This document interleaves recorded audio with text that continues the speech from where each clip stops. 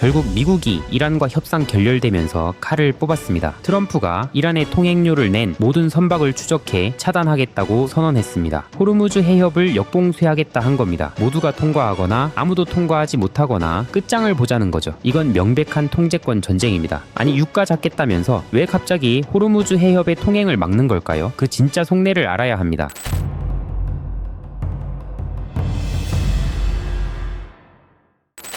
트럼프의 진짜 목표는 유가가 아닙니다. 바로 이란의 현금 흐름과 그 뒤에 있는 중국입니다. 호르무즈를 지나는 원유의 38%는 중국으로 향합니다. 트럼프의 이번 조치는 이란의 핵협상 카드를 무력화시키는 동시에 중국의 에너지 안보까지 뒤흔드는 일타쌍피의 카드인 셈이죠. 우리는 지금 강대국들이 벌이는 거대한 체스판 위에 올라와 있습니다. 물류를 무기로 서로의 목을 조르는 전쟁이 시작된 겁니다. 기름은 있는데 길이 흔들린다. 이 말이 지금 상황을 가장 정확하게 요약하는 말일 겁니다.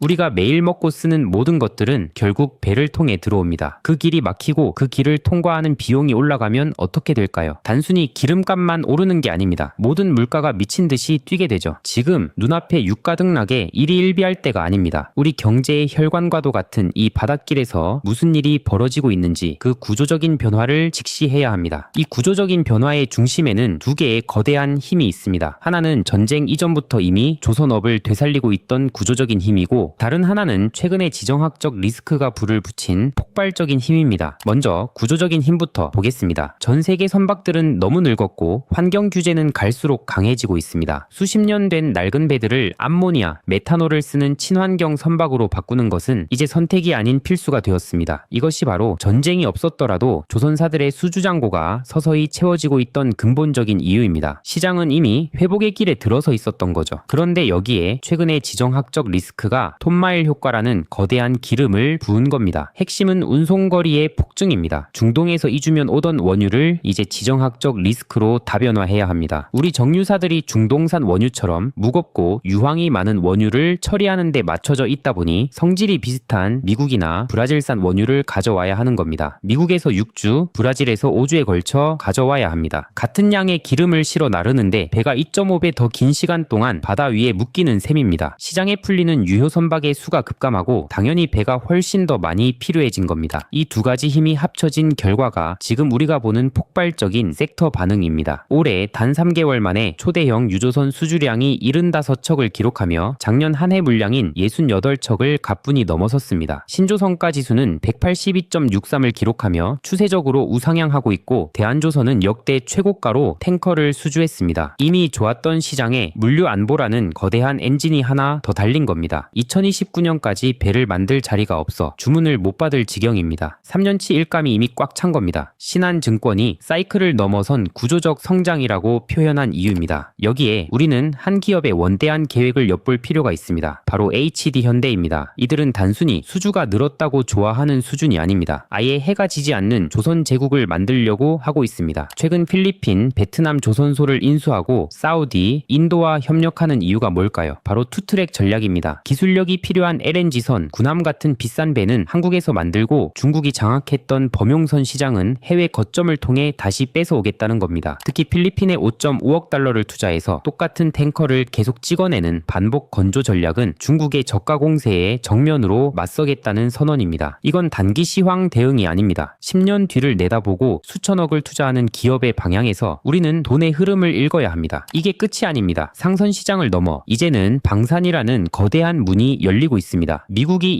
1.5조 달러 국방 예산으로 황금함대 34척을 건조하고 전 세계 해군 함정 예산이 2030년 1200억 달러까지 늘어납니다. HD현대는 이미 미 해군 MRO 사업에 뛰어들었고 한화오션은 60조 원 규모의 캐나다 잠수함 수주에 사활을 걸었습니다. HD현대 방산부문은 매출을 1조에서 10조까지 10배 성장시키겠다는 목표를 내세웠습니다. 물류전쟁이 군비 경쟁으로 군비 경쟁이 다시 특수선 발주로 이어지는 선순환이 시작된 겁니다. 물론 리스크도 있습니다. 중국 조선소들이 턱 밑까지 쫓아온 저가 공세, 언제 터질지 모르는 노조 문제, 예기치 못한 안전사고 같은 변수들은 늘 존재합니다. 하지만 이런 단기적인 변수들이 물류지도의 영구적인 변화와 10년을 내다보는 기업의 투자, 그리고 새롭게 열린 방산 시장이라는 거대한 상수를 이길 수 있을까요? 저는 아니라고 봅니다. 자, 여기까지 들으시면 우리가 무엇을 봐야 할지 명확해집니다. 우리는 지금 두 개의 시계를 함께 보고 있습니다. 단기적으로 유가와 전쟁 뉴스 뉴스에 따라 흔들리는 해운주의 시계가 있고 장기적으로 물류 구조의 재편과 방산 수주에 따라 움직이는 조선주의 시계가 있습니다. 해운주는 전쟁이 길어지면 운임이 올라 돈을 벌지만 휴전 뉴스 하나에 20%씩 폭락하기도 합니다. 전쟁의 방향에 직접 베팅하는 것에 가깝죠. 그래서 우리는 조선주의 시계에 시간을 맞춰야 합니다. 단기적인 뉴스에 흔들리는 파도가 아니라 10년을 내다보는 거대한 조류에 올라타야 한다는 뜻입니다. 그래서 우리는 이렇게 대응해야 합니다. 첫째, 내 포트폴리오에서 전쟁이 지속되든 말든 오늘 조선과 같은 구조적 성장 섹터가 존재하는지 봐보십시오. 둘째, 유가가 $100 이상에서 2, 3개월 지속되는지 반드시 확인해야 합니다. 이는 화학, 철강 등 원가에 민감한 다른 산업에 실적 충격이 전이되는 신호이기 때문입니다. 셋째, HD현대의 필리핀, 베트남 야드에서 실제 건조가 시작되고 매출이 찍히는지 분기 리포트를 통해 꼭 추적하십시오. 그들의 청사진이 현실이 되는 순간이 바로 이 구조적 성장이 진짜임을 증명하는 순간입니다. 물론 100%는 없습니다. 전쟁이 예상보다 길어져 원유 수요 자체가 파괴될 리스크도 분명 존재합니다. 하지만 변수에 흔들리지 마시고 상수에 주목하십시오. 오늘 영상을 통해 여러분 투자의 안목이 한 뼘 더 깊어지셨다면, 저와 함께 단단한 부의 길을 걷고 싶으시다면 댓글에 따뜻한 하트 하나만 남겨주세요. 제가 새벽까지 리포트를 뜯어보는 가장 큰 원동력입니다. 다음번에는 오늘 잠깐 언급된 미국 황금 함대 계획과 방산조선의 진짜 수혜주에 대해 더 깊게 파보겠습니다. 구독, 좋아요, 알림 설정 해놓으셔요. 안 하면 손해니깐요. 시청해주셔서 고맙습니다.